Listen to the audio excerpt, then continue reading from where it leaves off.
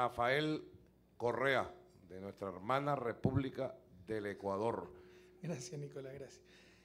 Bueno, un abrazo a ti, Nicolás, a toda Venezuela. Muchísimas gracias por esta invitación. Como siempre, nos sentimos como en casa porque estamos en la patria grande.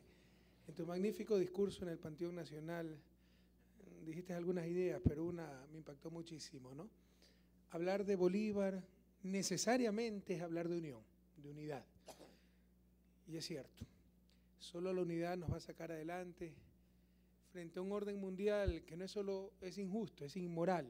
Siempre digo, los dobles estándares cunden por doquier, puedo dar muchísimos ejemplos de aquello, y que sería una fantasía, incluso un suicidio, tratar de cambiarlo de nuestros países relativamente pequeños, pero unidos sí podemos influir y sobre todo defendernos de ese injusto orden mundial que muchas veces atenta contra nuestros pueblos, lo que yo llamo el imperio del capital. Todo está en función del capital, incluso los países hegemónicos, lo decía ya Daniel, están sometidos a ese imperio del capital. Tal vez no lo sentían sus ciudadanos porque había prosperidad para todos.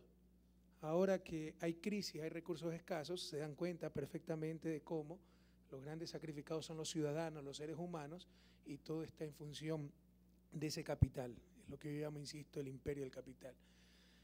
También me ha dado algo de nostalgia estar en esta reunión, más aún con la comida que nos diste, porque hace 8 años tuvimos un almuerzo similar con Ricardo, estaba conversando, él no se acordaba muy bien, yo me acuerdo perfectamente, un 16 de diciembre del 2005, y ese almuerzo era en Miraflores con el comandante Hugo Chávez Frías. Yo había dejado el Ministerio de Economía, se había levantado mucha expectativa en el pueblo ecuatoriano, tenía posibilidades de ser candidato presidencial, pero en ese entonces la intención de voto era 4 o 5%. Pero ese gran Hugo Chávez Frías, con esa visión que tenía, ya había detectado la potencialidad que teníamos a tal punto que le pedimos una cita y no solo nos dio una cita, nos dio muchísimo tiempo para conversar y disfrutar un almuerzo que lo escribió, como tú lo escribiste, un almuerzo típicamente navideño venezolano con su tamal, ensalada. Hasta donde recuerdo era exactamente igual, fue en Miraflores, pero bueno, Hugo sigue siempre presente, Chávez vive, la lucha sigue, y lo tenemos muy claro aquello. También quiero sumarme a la felicitación por esa extraordinaria victoria electoral, no del presidente Maduro, no del gobierno, del pueblo venezolano. Y muchos han dicho aquello. Tal vez lo que nos ha faltado decir es todo el linchamiento mediático, la descarada manipulación y desinformación de la prensa de derecha. Algunas veces esto suena redundante porque el modelo capitalista de medios de comunicación hace que la prensa sea de derecha, negocios privados con fines de lucro dedicados supuestamente a proveer un derecho, la información, y lo convierten en simple mercancía. Y obviamente esa información la manipulan en función de sus intereses y no van con esa información diciendo la verdad objetivamente, claramente, a beneficiar a gobiernos que cuestionan el sistema del cual lucran. En consecuencia, pues, tenemos una prensa que claramente es opositora a los gobiernos progresistas.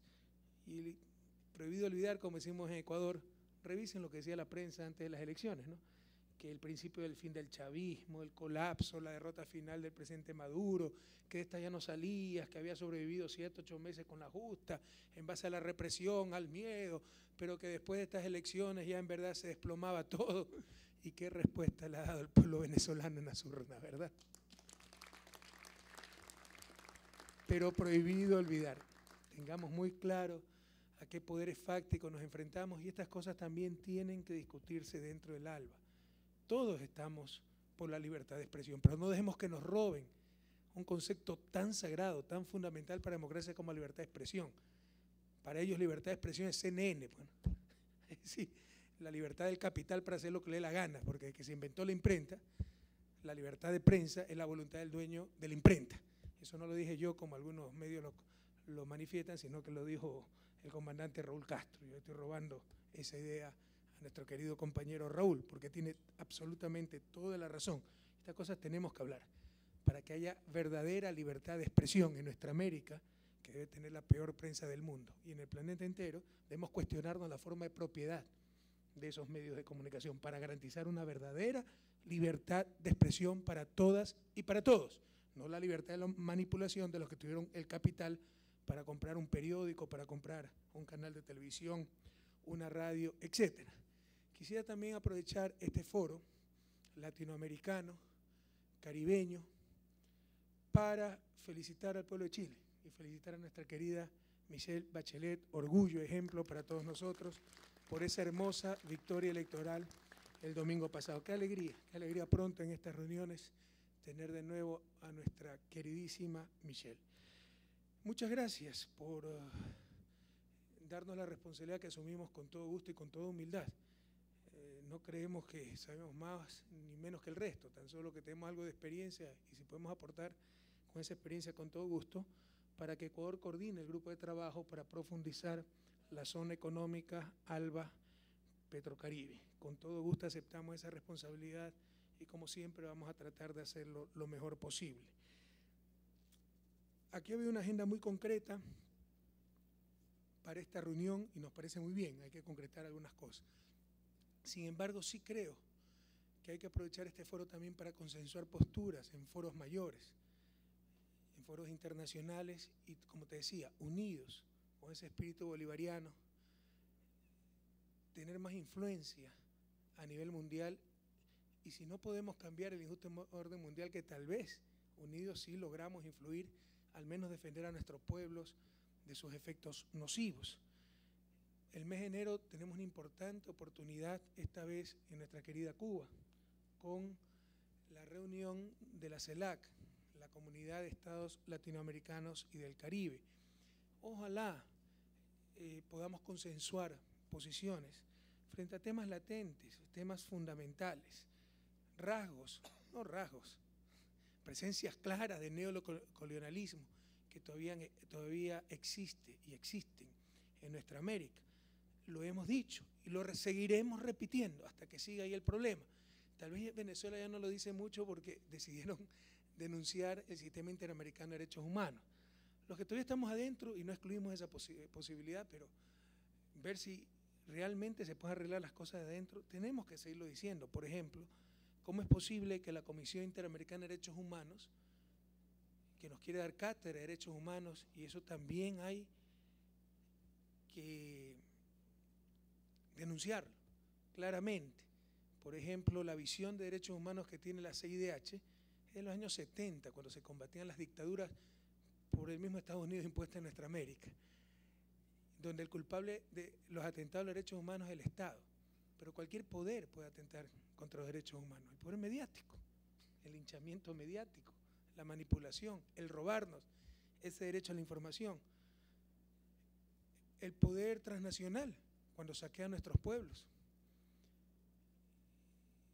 el poder de ciertos negocios cuando para lucrar hacen que la diferencia entre la vida y la muerte sea unos cuantos dólares cuando ponen precios exorbitantes a las medicinas. Cualquier poder puede atentar contra derechos humanos y todavía siguen con esa inercia de la dictadura de los 60, 70, que solo el Estado puede atentar contra derechos humanos y el Estado siempre es sospechoso y los hombres políticos culpables hasta que demostremos lo contrario. Entonces se necesita un cambio, obviamente, de mentalidad en cuanto a la visión de derechos humanos en nuestra América. Las circunstancias han cambiado totalmente. Hoy somos muchas veces, como se ha demostrado aquí en Venezuela, antes de esa elección, incluso después de la elección. Yo te puedo mostrar los titulares de la prensa en Ecuador. Perdieron Barinas, ¿no?, el estado natal de Chávez. Eso era toda la información, no que ganaron 76% de los municipios del país y que fue una victoria aplastante del pueblo ecuatoriano frente a los también fue del pueblo ecuatoriano, no somos una sola patria, pero el pueblo venezolano frente a los que siempre dominaron a nuestra querida Venezuela. Entonces, un buen ejemplo de cómo se puede manipular información y cómo se puede atentar contra derechos fundamentales, el derecho a esa información. Entonces tiene que haber un cambio de mentalidad en la CIDH, pero tiene que haber cambios también mucho más concretos. Les insisto, ¿cómo es posible que la CIDH, que nos quiere dar cátedra de defensa de derechos humanos, la situación cambió totalmente? Hoy somos gobiernos progresistas, esa era la idea que les estaba desarrollando, atacados por los poderes fácticos derrotados del viejo orden. Pero todavía los gobiernos son culpables de todo. Todavía el Estado es el único que puede atentar a derechos humanos. Esa mentalidad tiene que cambiar. Y tiene que cambiar la sede de la CIDH. Nadie va a poder justificar que la sede de la Comisión Interamericana de Derechos Humanos esté en Washington, capital de un país que no ha ratificado el Pacto de San José, sobre el que se sustenta el sistema de derechos humanos de nuestra América. Nadie lo puede justificar. Eso solo tiene un nombre: neocolonialismo. Y si no hablamos las cosas claras, al menos en esto, realmente no sé qué estaríamos discutiendo. Entonces, estas cosas tenemos que tratarlas en foros como el ALBA, en foros como CELAC. Que la CIDH la financia Estados Unidos y Europa. Estados Unidos no ha ratificado el Pacto de San José, sobre el que se sustenta la CIDH, y Europa no es parte de América. Entonces pagan para controlar al resto. ¿Hasta cuándo vamos a soportar estas cosas? Entonces tenemos que reaccionar frente a esto, tenemos que hablar sin miedo. Pero no solo la CIDH, la propia Organización de Estados Americanos en general, que es la OEA, mientras siga tolerando impúdicamente el mayor atentado a la Carta Interamericana y a los Derechos Humanos, que se llama bloqueo criminal a Cuba. ¿Qué hace la OEA si es que no logra, aunque sea, denunciar y superar aquello? Entonces, en ALBA, en CELAC, debemos discutir estas cosas y de no poderse corregir, debemos buscar cosas nuevas y mejor. No solo el bloqueo a Cuba, es el descarado colonialismo en siglo XXI frente a nuestras costas, las Malvinas. Si estas cosas, insisto, no se tratan, no sé qué estamos haciendo, qué es lo que estamos discutiendo. Debemos avanzar también entre problemas que aplastan a nuestros países, expresiones más sutiles del imperialismo tradicional. Ya el imperialismo no se traduce en botas, bombardeos. Eso no lo toleraría nuestra América, pero no lo necesitan. Hay otras formas de neocolonialismo, de dominación, de tratar de someter a nuestros países. Se llaman dólares, se llaman estructuras supuestamente de derecho internacional, de avance civilizatorio, que no son otra cosa que atentar contra la soberanía de nuestros estados. Por ejemplo, los tratados de protección recíproca de inversiones, claudicación de nuestra soberanía, poner a nuestros pueblos en manos del gran capital. Se han dado cuenta, y lo he dicho, y he reflexionado sobre esto, que el capital tiene más derechos que los seres humanos en nuestra América. Para ir a la Corte Interamericana de Derechos Humanos en San José de Costa Rica, hay que agotar todas las instancias jurídicas del respectivo país. Para que una transnacional lleve un Estado soberano a estos centros de arbitraje, no tiene que cumplir absolutamente nada, directamente la lleva. Y son tribunales, obviamente, totalmente sesgados en función del gran capital. Tenemos que discutir estas cosas, que someten, limitan nuestras democracias, someten a nuestros países. Y que un solo país que trate de rechazar esto es poco menos que suicida. Si todos juntos rechazamos esto, hacemos nuestros propios centros de arbitraje, armonizamos políticas para nosotros ponerle las condiciones a capital transnacional y no ese capital transnacional que nos ponga las condiciones, ya cambia la relación de fuerza. Ahí sí podemos influir y mejorar las cosas.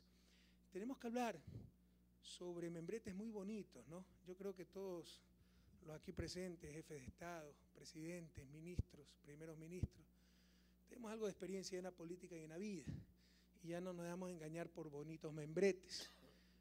Los jóvenes muchas veces sí, se dejan sorprender, ¿no? El discurso medioambientalista, el propio discurso de derechos humanos, el propio discurso de la libertad de expresión, se adornan,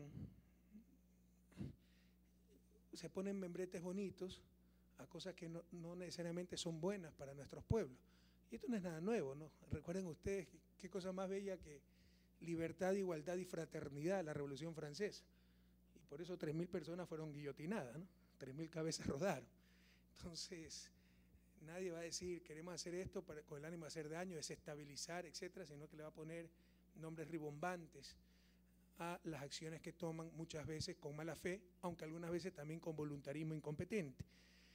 Hoy enfrentamos en nuestros gobiernos una serie de oposiciones, ya no de partidos políticos, sino por ejemplo un ONGismo, que se llama organizaciones no gubernamentales, y muchas veces son organizaciones gubernamentales, pero de gobiernos extranjeros, que la financian para hacer en nuestros países lo que no lograron en lo suyo.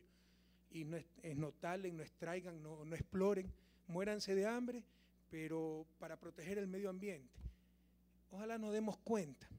Por favor, lean el libro, les recomiendo con toda sencillez y cariño, el libro en los que yo considero mayores pensadores de nuestra América en los actuales momentos. El compañero vicepresidente de Bolivia, Álvaro García Lineras, Geopolítica de la Amazonía, donde describe perfectamente el rol de este ONGismo, que ya no se dedica a cosas particulares, la Cruz Roja, ayudar a los heridos, qué sé yo, en Ecuador, que enfermos incurables, no, se dedican a hacer política, se dedican a hacer oposición a gobiernos democráticamente electos, y eso es ilegítimo, eso no es correcto. Tienen en nuestra Amazonía relaciones de clientelares con los pueblos indígenas, financiados del extranjero. Y él tiene una hipótesis, Álvaro García, que es una estrategia establecida para apoderarse de los recursos naturales de nuestra Amazonía, reemplazando a nuestros estados. Es muy interesante esa hipótesis, pero es claro que es una manera de infiltrar nuestros países y hacer oposición a gobiernos progresistas. Supuestas ONGs, organizaciones no gubernamentales, pero que, como les decía, normalmente son gobiernos extranjeros. Ahora nos demos cuenta, por ejemplo, que con el discurso infantil y derecha medioambientalista, es decir, muéranse de hambre, pero conserven el bosque para que nosotros sigamos contaminando, poner nuestros pueblos en el altar de los grandes contaminadores globales, porque no son nuestros países los que contaminan. Ojalá que nos demos cuenta que con ese estereotipo, nuestros pueblos ancestrales que sigan a miseria, eso le llaman cultura, tradición, no, eso es miseria en el siglo XXI. No tener servicios básicos, tener poca esperanza de vida, no tener buenas escuelas, no tener salud, no tener comunicaciones, no es parte de la cultura, es parte de la injusticia, de la miseria. Pero con los estereotipos de esta gente, entonces nuestros pueblos ancestrales deben servir para cuidar los bosques, de los cuales se benefician los contaminadores globales. Ojalá que nos demos cuenta que estamos repitiendo los errores de la lucha antidroga. O sea, ¿qué significa lucha antidroga? No es controlar el consumo, porque consumen ellos. Es controlar la producción porque producen latinoamericanos. Entonces sí bombardeen nomás. Acá lo mismo. No es controlar el consumo de petróleo, el consumo de minerales, de bienes que contaminen, que produzcan calentamiento global. No. Es controlar acá que nuestros países se mueran de hambre, pero no puedan utilizar sus recursos. Entonces no podemos aceptar esta clase de cosas. Ojalá podamos discutir más ampliamente. Yo sé, la agenda ha estado muy buena, ha sido una reunión muy eficiente con los puntos que estaban preestablecidos, lo entiendo perfectamente, pero creo que estas cosas debemos discutir, porque muchas veces incluso ni siquiera nos damos cuenta de lo que está pasando, de cómo toda la institucionalidad, supuestos avances civilizatorios, lo único que hacen es obedecer a las relaciones de poder, a la conveniencia del más fuerte. La misma política medioambiental. Nosotros tenemos que mantener la selva amazónica intacta, así nuestros pueblos se mueran de hambre, pero no recibimos 20 centavos de compensación por un bien fundamental para la vida en el planeta. La selva amazónica es el pulmón del planeta, mientras que ellos consumen esos bienes ambientales gratuitamente. Es que ellos pueden consumirlo gratuitamente, entonces no hay problema. Bueno, el conocimiento también es un bien público. La mayor parte del conocimiento, al menos, no hay conocimiento que sí tiene capacidad de exclusión, pero una vez que está un software, lo más fácil es copiarlo. Pero si lo copias sin pagar royalties, regalías, te vas hasta preso en nuestros propios países con la actual legislación. Es decir, cuando ellos producen bienes públicos como el conocimiento, ahí sí ponen barreras institucionales, royalties, etcétera, para que paguemos. Cuando nosotros producimos bienes públicos, nos conserven nomás los bienes públicos, muéranse de hambre y nosotros los consumimos gratuitamente. Para graficarles mejor manera el asunto. Imagínense por un instante si la relación fuera al revés. Nosotros produjéramos conocimiento, verán que no existieran patentes. Y si ellos produjeran bienes públicos, verán que existirían 10.000 quiotos y 10.000 compromisos para pagar esos bienes ambientales. Todo está en función del poder, de la injusta relación de poder a nivel mundial. Un orden mundial que no solo es injusto, es inmoral. Estas cosas tenemos que tratarlas en el ALBA, tenemos que tratarlas en la CELAC y tenemos que tratarlas en los diferentes foros, porque muchas veces ni siquiera nos damos cuenta que están pasando y son grandes impedimentos para que avancen y progresen nuestros pueblos. Y Ecuador la está sufriendo. ¿Y de qué manera? Estos abusos de los TBIs y todas estas cosas. Permítanme quitarles unos 3 minutos más denunciando, porque lo estamos haciendo en todo foro, la gran lucha que tenemos contra una de las 3 compañías más grandes de Estados Unidos, que creyó que porque éramos un país pequeño íbamos a ser presa fácil de sus millones, de sus mentiras, de su corrupción.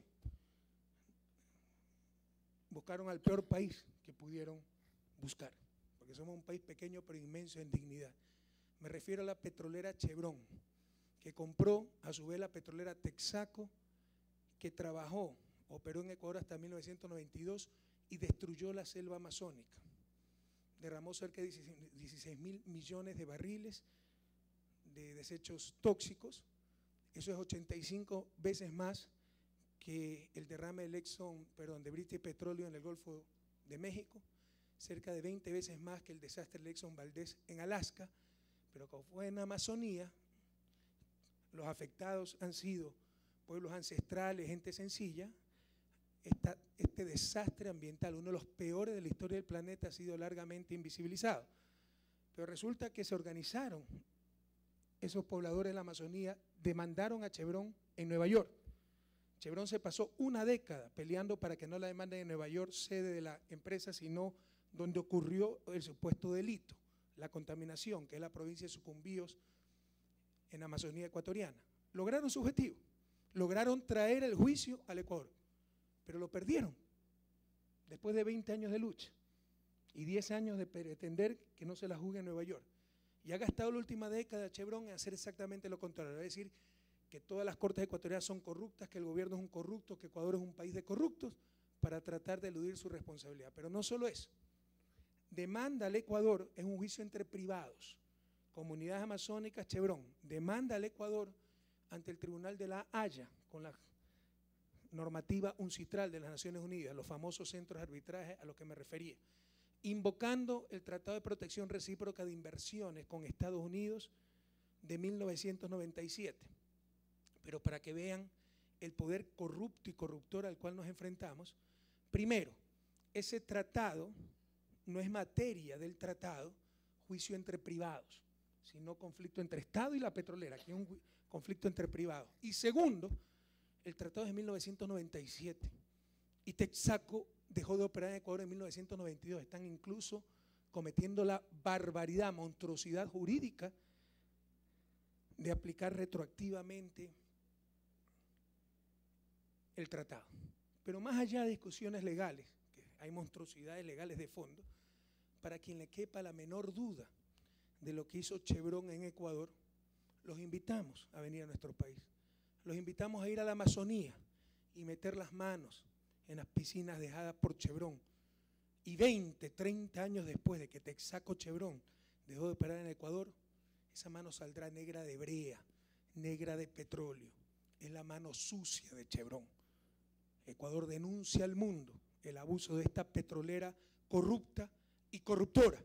No sabemos los resultados de todos los litigios a nivel internacional que ha iniciado esta petrolera contra el país. Pero el juicio moral ya lo perdió hace rato. Es inocultable la verdad. No podrán esconderla, pese a sus millones, a sus centenas de abogados, a su poder político, frente al gobierno o Congreso de Estados Unidos, frente a la campaña multimillonaria de desprestigio contra el país. La verdad es demasiado evidente. Ustedes pueden ir a la Amazonía, meter la mano en las piscinas dejadas por Chevron y mostrarle al mundo la mano sucia de Chevron. Esto es parte del imperio del capital, parte de estos tratados de protección recíproca de inversiones, parte de este orden injusto a nivel mundial que en el ALBA tenemos que discutir, en la CELAC, y debemos consensuar para, unidos con ese espíritu bolivariano, si no cambiar ese orden mundial, que sí lo podemos influenciar, al menos proteger a nuestros pueblos de las consecuencias de ese orden mundial, no solo injusto, sino inmoral. Muchas gracias por su atención, muchas gracias a Nueva Venezuela, a Nicolás, y bueno, terminar con un mensaje positivo. A todos ustedes una feliz Navidad y un extraordinario 2014. Muchísimas gracias y hasta la victoria siempre, compañeros. Hasta la victoria siempre, querido presidente.